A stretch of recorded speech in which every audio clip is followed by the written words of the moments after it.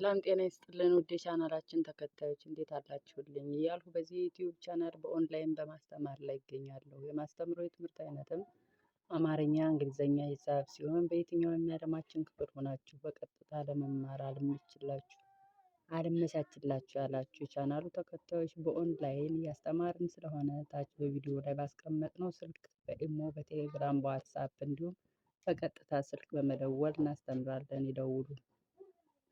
ውድ የቻናላችን ቤተሰቦች ዛሬ የማስተምራችሁ አማርኛ ትምህርት ሲሆን የቀን ፊደል እና የቀን ፊደል ዝርያዎች በማስቀደም ቃላት መመስረት እንደሚቻል አሳያችኋለሁ።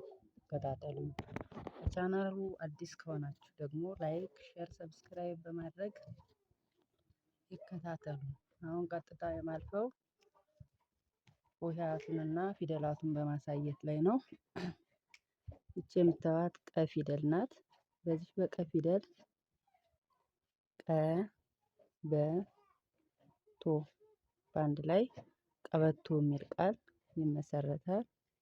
ቀ በሮ ቀበሮ የሚል ቃል ይመሰረታል። ቀንድ ቀንድ የሚል ቃል ይመሰረታል። ቀለም ቀለም የሚል ቃል ይመሰረታል። በፊደል ቁ ደግሞ ቁምጣ በአንድ ላይ ቁምጣ። ቁመት አንድ ላይ ሲሆን ቁመት። ቁጥቋጦ በአንድ ላይ ሲነበብ ቁጥቋጦ። ቁንጫ በአንድ ላይ ሲነበብ ቁንጫ። ቀጥታ የምናልፈው አሁን ወደ ቂ ፊደል ይሆናል። ቂ ማለት ሶስተኛው ፊደል ነው ከቀ ዝርያዎች። በቂ ቂጣ በአንድ ላይ ቂጣ። ቂም ቂም ቂል በአንድ ላይ ቂል። ቂሊንጦ በአንድ ላይ ቂሊንጦ የሚል ቃል ይመሰርታል ማለት ነው። ሌላው የቀ ዝርያ የሆነው ቃ ራብዕ ወይም አራተኛ ሆሄ በመባል ይጠራል። ቃሪያ ቃሪያ። ቃል ቃል። ቃሲም ቃሲም። ቃጭል ቃጭል የሚል ቃል ይመሰረታል ማለት ነው። በቃ ቄን ደግሞ ስናስቀጥል ቄስ ቄስ። ቄሎ ቄሎ።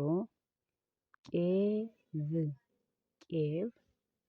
ቄጤማ ቄጤማ። በዚህ በአምስተኛው ፊደል ወይም በቄ እነዚህ አራቱ የምታዩቸው ቃላት ተመስርተዋል ማለት ነው። በስድስተኛው ወይም በሳድስ ፊደል ቅ ደግሞ ቅርንፉድ በአንድ ላይ ሲነበብ ቅርንፉድ። ቅናት በአንድ ላይ ቅናት።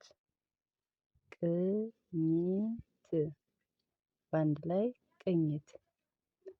ቅዱስ በአንድ ላይ ቅዱስ።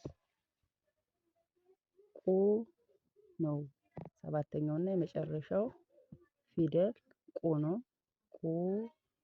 ቁስጣ ቆስጣ።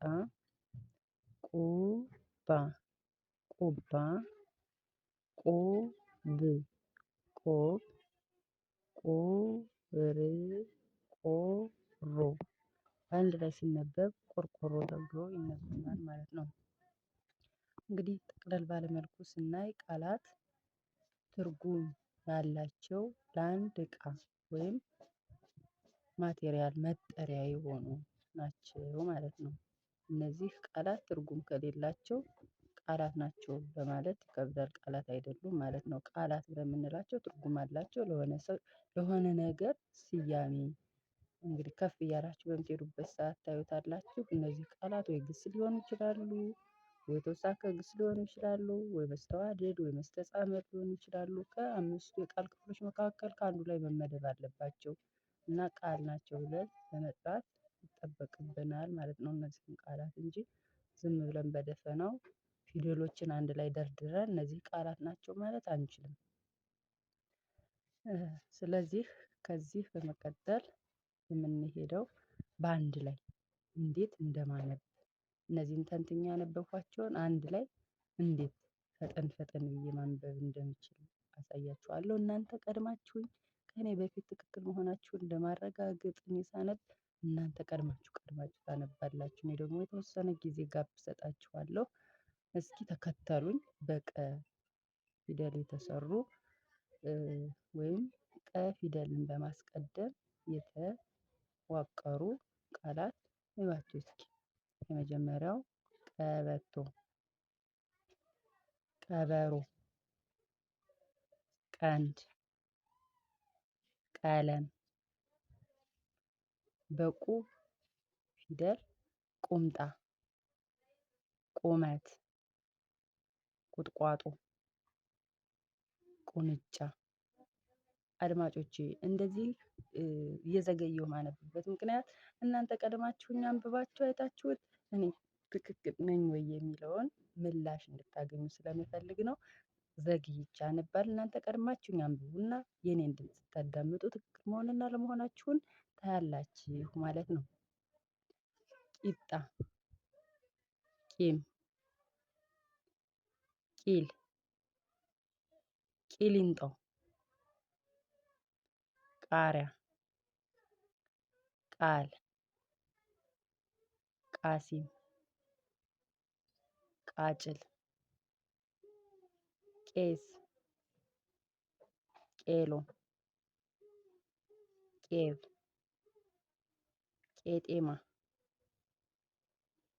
ቅርንፉድ፣ ቅናት፣ ቅኝት፣ ቅዱስ፣ ቆስጣ፣ ቆባ፣ ቆብ፣ ቆርቆሮ። ውድ የቻናሌ ቤተሰቦች እናንተ ደግሞ ላይክ፣ ሸር፣ ሰብስክራይብ ማድረጋችሁን አትዘንጉ። ለዛሬ ያለኝ ይህን ይመስል ነበር። በሌላ ጊዜ ሌላ ትምህርት ይዤላችሁ እስከምመጣ ድረስ ደህና ሁኑልኝ።